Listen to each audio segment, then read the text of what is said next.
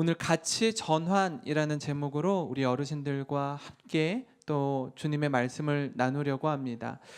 우리는 모두 언제나 누구를 위해서 또는 무엇을 위해 살아갑니다.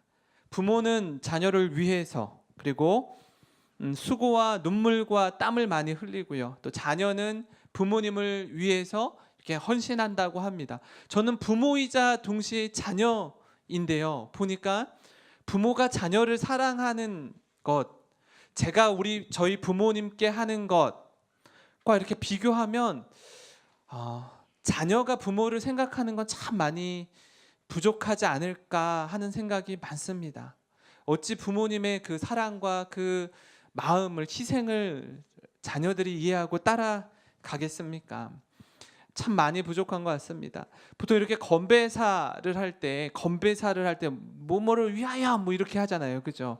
저희도 행복한 모임 9시에 우리 선생님들 모여서 같이 찬양하고 기도한 후에 이렇게 표를 외칩니다. 뭐라고 하지? 잠깐만 까먹었다.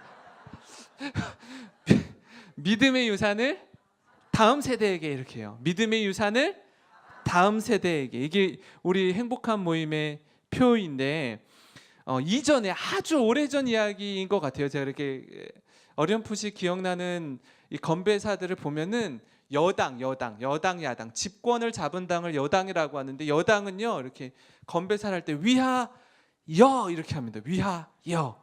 그럼 야당은 어떻게 할까요? 네, 위하야 이렇게 해요. 위하야 이렇게 해요. 자기네 당에 뭐가 이렇게 다시금 좀 집권을 했으면 좋겠다라는 의미가 담기겠죠. 그죠? 연세대학교 친구들은 어떻게 하냐면, 연세대학교 출신들은 위하세 이렇게 합니다. 위하세. 고려대학교 친구들은요 위하고 이렇게 해요. 위하고. 서울대 친구들은 위해서 이렇게 합니다. 뭘 의미하죠? 이렇게 뭔가 이렇게 자기들의 정체성이나 그렇게 좀 이렇게 새겨 넣으려고 해요. 제가 이전에 있던 교회에서 주일 아침에, 주일 새벽 6시에 이제 모임을 갔는데, 기도를 하고 이렇게 흩어지기 전에 교역자들이 이렇게 구호를 외쳤습니다. 하나님의 영광을 위하여, 이웃의 행복을 위하여, 조국의 미래를 위하여, 다음 세대 부흥을 위하여, 나 김현웅은 오늘도 열심히 사역하겠습니다 하고 일어납니다. 이렇게. 4년 전 건데도 아직도 기억하죠. 제가 4년 전에. 왜요? 매주마다, 매일마다 그렇게 하고 시작을 했으면, 내가 이 자리에 왜 서 있는지, 무엇을 위해서 사역하고 있는지 자신을 돌아보고 공동체성을 확인하는 시간이었습니다. 우리가 믿음으로 살아가는데요, 어떤 사람은 이 세상에 있어서 살아가는 데 있어서 돈이 최고입니다. 돈이 없으면 모든 것 할 수 없기 때문에 저는 돈을 벌기 위해서라면 무슨 일이든 하겠습니다. 돈에 가치를 두고 살아가는 사람이 있습니다. 또 하나 더 나아가면요, 아니, 돈보다 사람과의 관계가 최고야. 이거 놓치면 돈도 다 잃어. 그래서 사람을 돈을 주고 삽니다. 관계를 형성하기 위해서 돈으로 사람을 사는 거죠.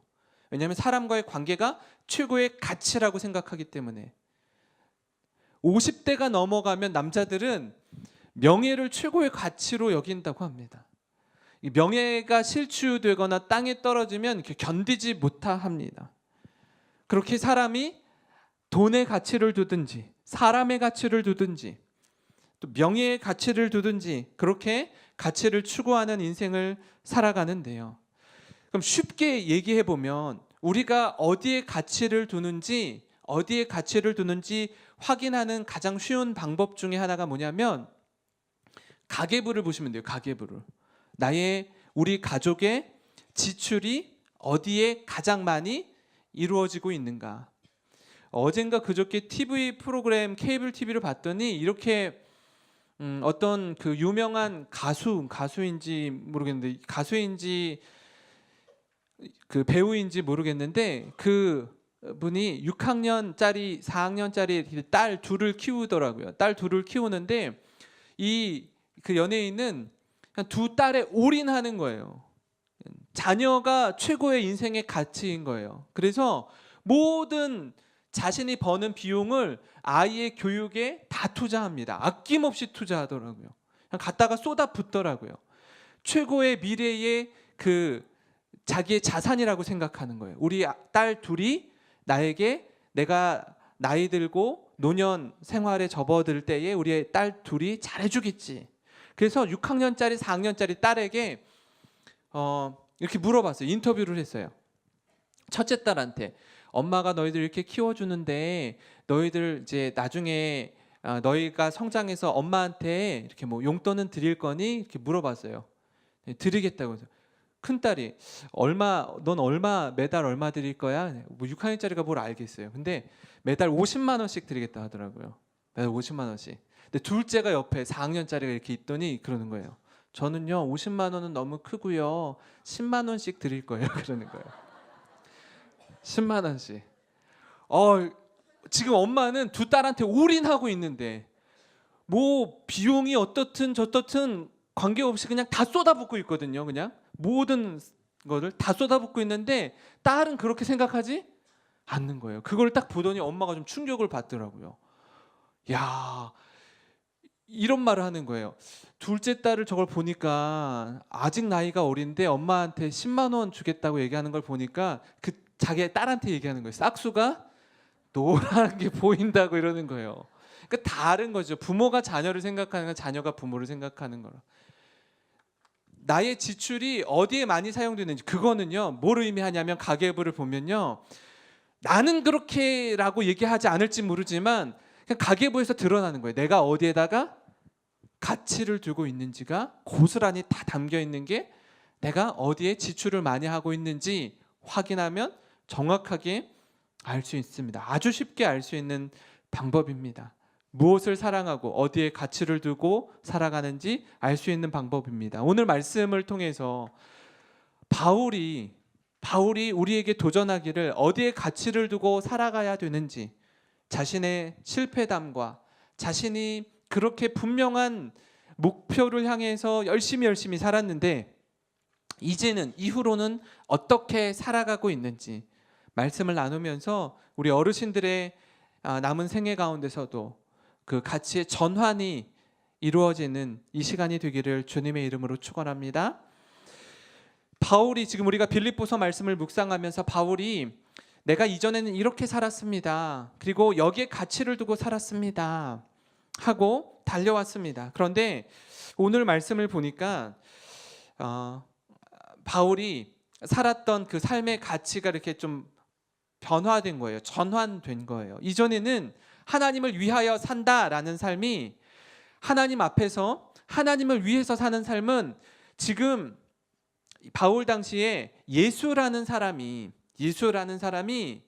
그리스도다 또는 그리스도라는 말은 히브리어로 말하면 메시아다 이런 말이거든요. 많은 사람들이 우리가 기다리던 메시아가 왔습니다 하고 예수님은 그리스도입니다 또는 예수님은 메시아입니다 하고 이렇게 추종하는 거예요. 근데 바울은 어떻게 생각하죠? 예수는 그리스도가 아니다라는 거예요. 아니기 때문에 이 사고를 정확하게 이렇게 바로잡아 주려면 예수가 메시아라고 떠드는 사람들, 이 사람들을 박해하고 핍박하고 감옥에 가두고 또는 죽이고 하는 일을 열심을 내면 낼수록 하나님의 영광을 위하여 살아간다라고 생각했던 사람이 누구예요? 바울이었어요.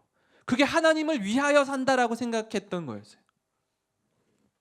그런데 지금 바울이 로마 감옥에 갇혀 있는데 이 바울이 말하기를 로마 감옥 안에서 주 안에서 기뻐하라라고 말하면서 예수 그리스도를 믿고 살아가는 삶이 복된 삶이다라고 이야기하게 된 이유가 뭐냐? 세 가지로 같이 좀 나누어서 살펴보려고 하는데요. 그 첫 번째가 예수님을 인격적으로 만났기 때문에 감옥 안에 갇혀 있으면서도 빌립보 교회 성도들에게 주 안에서 기뻐하라라고 말할 수 있는 거예요.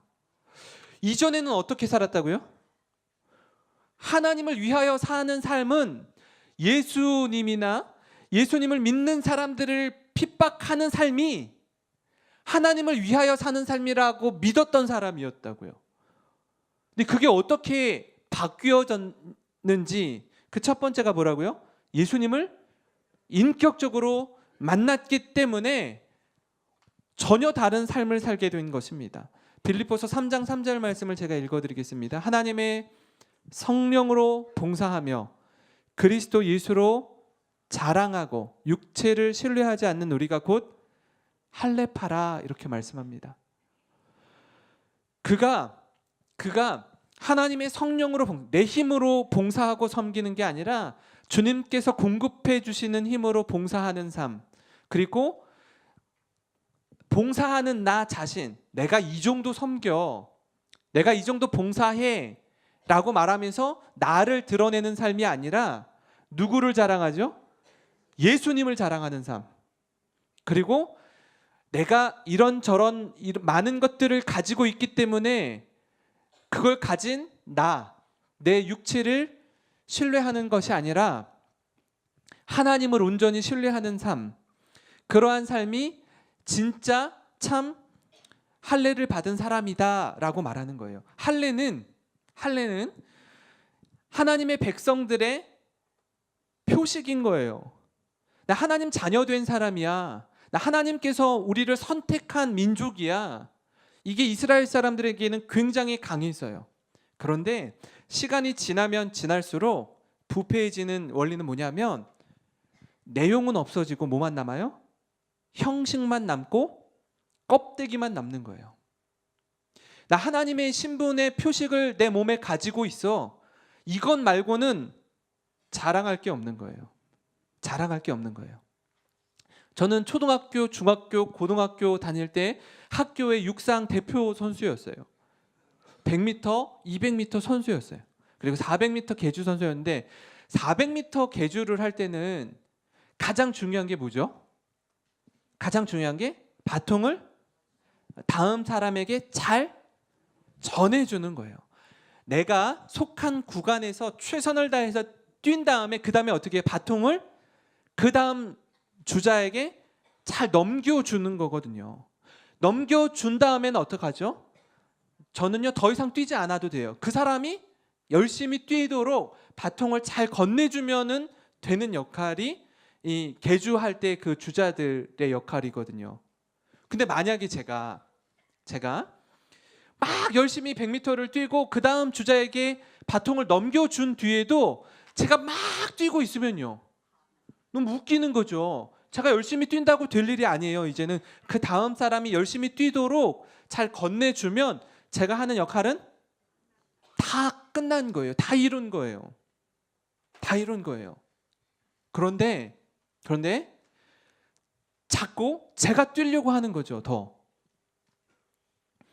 세대가 교체되고 바뀌고 하면 어떻게 돼요? 바통을 건네줬으면 그 사람이 잘하도록 지지해주고 격려해주면 돼요. 자꾸 우리가 살아남으려고 하니까 내 목소리가 계속 더 남기를 원하니까 뒤로 사라지지 못하는 거예요. 박수 쳐주는 자리에 가야 되는데 여전히 내가 주인공이고 싶은 거예요. 바울은 그러지 않았다는 거예요. 하나님 앞에서 이렇게 뒤로 물러나주고 디모데가 에바브로디도가 사역을 더 잘하도록 뒤로 이렇게 바통을 터치해주고 물러나주는 거예요. 오늘 저녁에 그 세례식이 있습니다. 수요 예배 때 세례식이 있는데 세례식을 본당에서 하지 않고 어디에서 하죠? 체육관에서 해요. 담임 목사님이 한번 설교하실 때 말씀하신 적이 있어요. 체육관이 이렇게 왕왕왕왕 울리기 때 에코가 나기 때문에 여기 우리 섬기시는 우리 김경수 팀장님이 소리를 잡는 게 굉장히 어렵다고 해요. 소리가 자꾸 울려서. 무슨 얘기인지 말씀해 주셨잖아요. 그때 그죠? 소리는 이렇게 나면 스피커에 소리가 나면 소리가 사라져야 돼요. 이렇게 소리가 나고 사라져야 돼요. 근데 자꾸 그 소리가 하우링이 뜨는 게 그 소리가 계속 남아 있으려고 하는 거예요. 자꾸 버티려고 하는 거예요. 똑같습니다. 예수님을 인격적으로 만난 사람은 가치의 전환이 이루어지고 내가 그동안 살았던 삶이 잘못되었다라고 생각되면 어떻게 해야 되죠?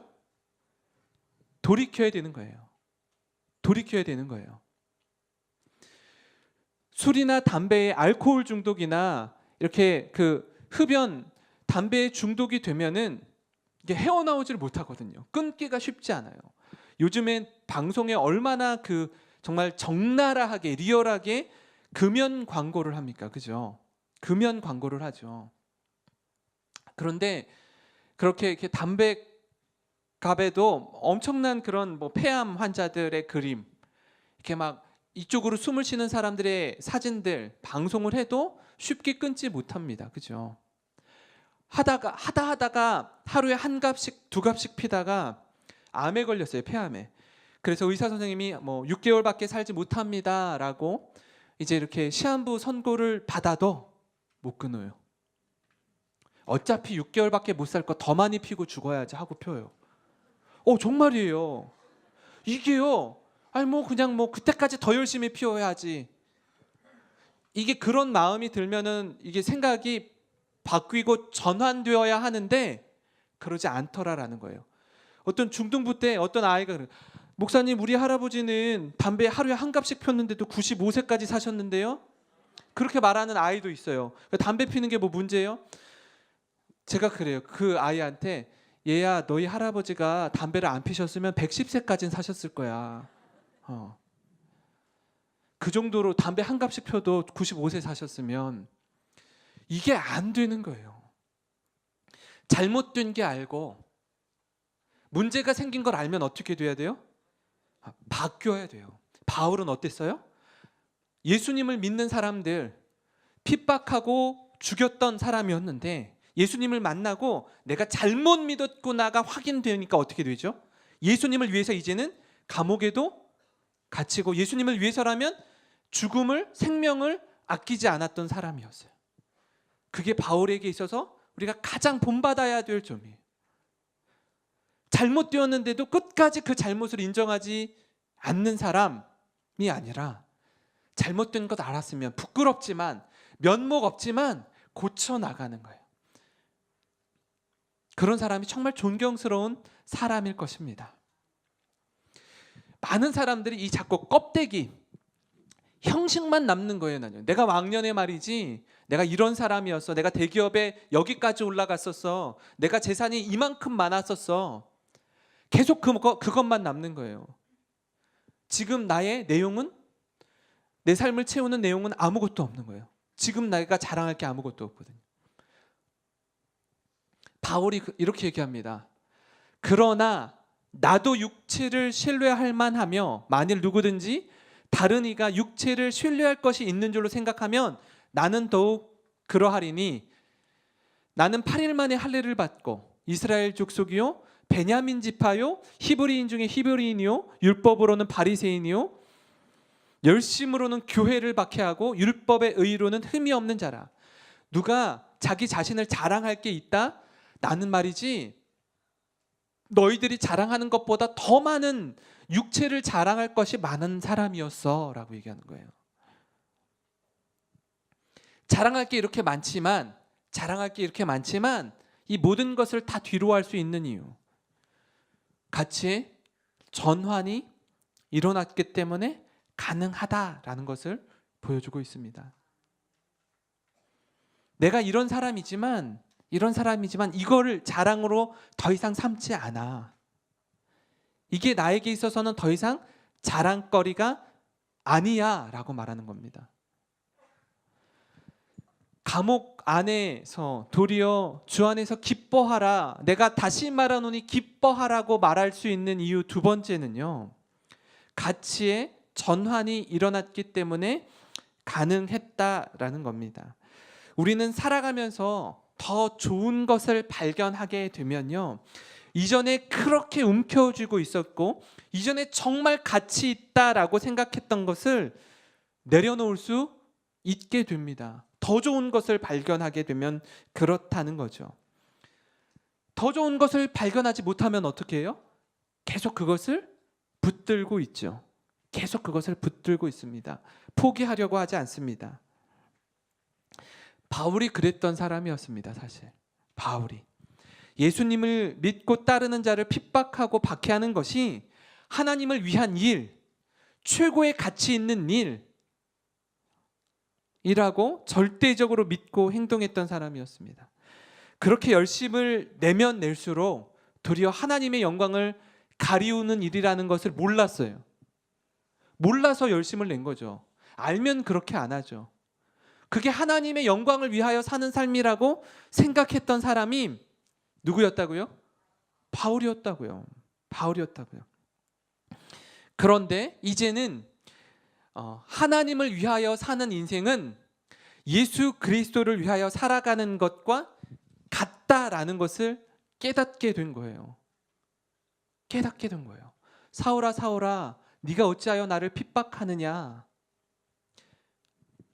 다메섹으로 향하는 그 길 여정 속에서 예수님께서 이렇게 말씀하시잖아요. 주여 니시오니까 나는 네가 박해하는 예수라.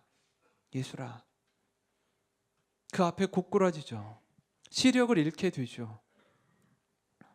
내가 지금 잘못 살아왔구나. 내가 지금 살아오는 삶이 하나님의 영광을 위하여 산다라고 하고 열심을 내었었는데 이게 하나님의 영광을 가리우는 일이었구나를 깨닫게 된 거예요. 깨닫는 거예요. 그러면서 가치의 전환이 일어나는 거예요. 이제는 그리스도를 위하여 살아갑니다. 이제는 내가 하나님의 영광을 위하여 산다는 게 그리스도의 예수님의 영광을 위하여 산다는 것과 같다라는 것을 알게 되었습니다. 그렇게 선포하고 살아가는 삶이었습니다. 그러나 무엇이든지 내게 유익하던 것을 내가 그리스도를 위하여 다 해로 여길 뿐더러 또한 모든 것을 해로 여김은 내 주 그리스도 예수를 아는 지식이 가장 고상하기 때문이라. 내가 그를 위하여 모든 것을 잃어버리고 배설물로 여김은 그리스도를 얻고 그 안에서 발견되려 함이니 내가 가진 의는 율법에서 난 것이 아니요 오직 그리스도를 믿음으로 말미암은 것이니 곧 믿음으로 하나님께로부터 난 의라. 이렇게 말씀합니다. 내가 열심을 내어서 내 노력으로 얻은 자랑, 보상, 가치가 아니라고 말합니다. 자기는 엉뚱하게 살았던 사람입니다. 그런데 이렇게 살던 자를 하나님께서 구원해 주셨습니다. 새롭게 해 주셨습니다. 그래서 내가 가진 의는 그 의의 기초가 내가 아니라는 거예요. 오직 그리스도를 믿음으로 말미암은 것이니 더 쉽게 설명하죠. 믿음으로 하나님께로부터 난 것입니다. 나에게서 난 게 아닙니다. 나는요 자랑할 게 없는 사람입니다. 자기가 앞에서 그렇게 자랑했던 것을 뭐로 여겼다고요? 내가 그를 위하여 모든 것을 잃어버리고 배설물로 여김은 그리스도를 얻고자 합니다. 가치에 분명한 전환이 일어났기 때문에 가능했던 것이었습니다. 우리가 지난 1학기 때 히브리서 11장 말씀을 같이 나누었잖아요. 그죠? 히브리서 11장을 통해서 모세가 어떻게 고백하는지 같이 한번 읽어보겠습니다. 11장 26절입니다. 시작. 그리스도를 위하여 받는 수모를 애굽의 모든 보화보다 더 큰 재물로 여겼으니 이는 상조심을 바라봄이라. 아멘. 네. 누구를 위해서요? 모세가 그리스도를 위하여. 자기가 이집트의 왕자인데 이 왕자의 신분을 아무런 갈등 없이 내려놓을 수 있었던 것은 뭐라고요? 그리스도를 위하여 받는 수모, 내가 예수님 믿는다는 것 때문에 받는 핍박, 이것을요 애굽의 모든 보화보다 더 큰 재물로 여겼다고요. 이 가치의 전환이 이루어지시는 우리 행복한 모임 어머님 아버님 우리 어르신들이 되시기를 주님의 이름으로 축원합니다. 어디에 가치를 두는 삶을 살아야 하는지, 무엇이 우리가 우리의 목숨이 다하기까지 평생 지켜내야 할 가치인지, 평생 지켜내야 할 가치가 무엇인지, 수많은 재산, 유산을 남기는 가족들을 장례식 때 보면, 장례식 중에 제가 예배를 가서 장례 집례를 하고 할 때 그때는 발톱을 숨겨놔요. 그리고 예배 드리는 척해요. 장례가 끝날 때까지는 그 엄청난 신경전과 형제들 간의 그런 모습들을 숨겨놓고 다 끝내고 정리하고 정산하고 하면서 유산을 상속받는 싸움을 얼마나 치열하게 하는지 몰라요. 얼마나 안타까워요. 어머니, 아버지의 믿음의 유산을 다음 세대에게 우리가 전해야 되는데, 내가 가진 돈 몇 푼, 내가 평생에 벌어놓은 그 유산을 갖고서 싸우는 모습을 자녀들이 그 모습을 본다면 얼마나 부모님의 마음이 그렇겠어요. 어디에 가치를 두어야 하는지 깨닫지 못하면 그것에 치고받고 싸우는 모습을 보게 됩니다. 마지막으로 감옥 안에서 도리어 주 안에서 기뻐하라, 내가 다시 말하노니 기뻐하라고 말할 수 있는 이유 세 번째는요, 믿음이라는 선물을 은혜로 받았기 때문에 가능하다라는 겁니다. 지난번에도 몇 차례에 걸쳐서 말씀을 나누었습니다. 제가 9절 말씀을 읽어드리겠습니다. 3장 9절입니다. 그 안에서 발견되려 함이니 내가 가진 의는 율법에서 난 것이 아니요 오직 그리스도를 믿음으로 말미암은 것이니 곧 믿음으로 하나님께로부터 난 의라 하는 겁니다. 내가 가진 의는 자랑이 나에게 있지 않다. 내가 내세울 수 있는 자격이나 공로가 있는 사람이 아니다라고 말합니다. 다시 한번 2장 8절 9절 에베소서 말씀을 읽겠습니다. 시작. 너희가 그 은혜를 인하여 믿음으로 말미암아 구원을 받았으니 이것은 너희에게서 난 것이 아니요 하나님의 선물이라. 행위에서 난 것이 아니니 이는 누구든지 자랑하지 못하게 함이라. 구원은요, 구원의 근거가 내게 없다라는 것을 의미하는 것입니다. 오늘 세례식이 있는데요, 세례를 받는 표는 뭐냐면 내가 죄인됨을 인정하는 것입니다.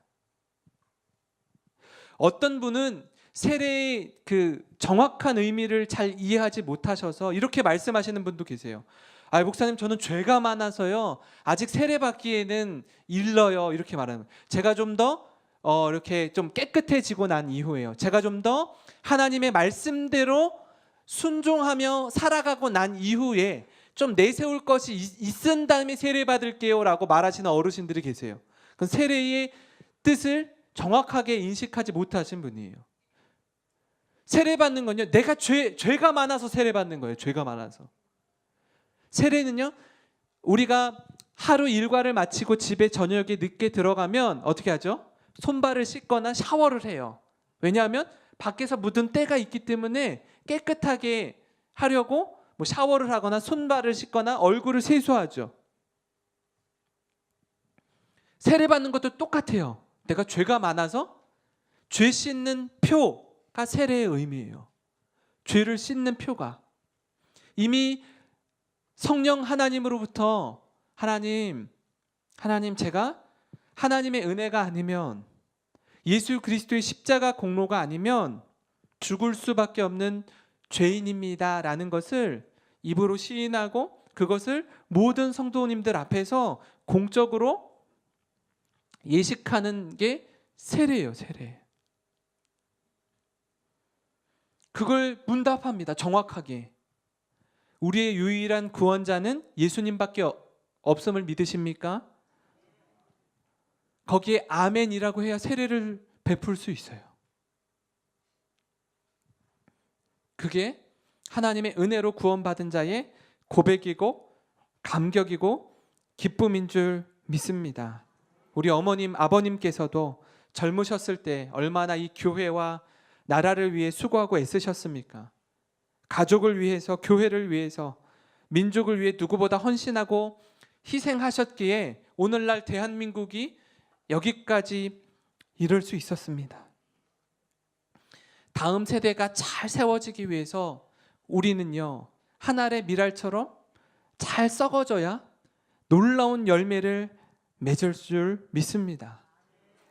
자꾸 우리의 소리를 내려고 하고 우리가 사라지지 않고 바통을 전해줬는데, 바통을 전해주어야 되는데, 바통을 전해줬으면 그 사람이 잘 뛰도록 치열업하고 용기를 북돋아주고 하면 되는데, 바통을 건네주고서도 계속 뛰려고 하는 거예요. 계속 의미 없는 경주를 하려고 하는 거죠. 이제는 어떻게 해요? 뒤에서 박수 쳐주고 격려해주고 자녀 손들을 위해서 기도해줘야 돼요.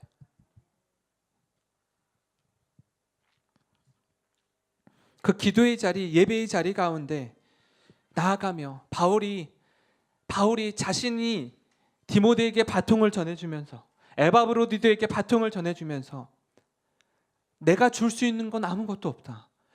감옥에 갇혀 있는 바울이 뭘 주겠어요? 무슨 유산을 주겠어요? 줄 수 있는 게 뭐겠어요? 이 믿음을 끝까지 지켜라. 나는 이 믿음을 지키다가 옥중에서 죽으련다. 네가 포기하지 말아야 될 것, 네가 놓치지 말아야 될 것, 이 믿음을 끝까지 지켜내고 그 믿음의 가정을 세우시는 우리 사랑하는 어르신들이 되시기를 주님의 이름으로 축원합니다. 여기에 나와 있는 것처럼 정말 오직 그리스도를 위한 일만이 영원하리라.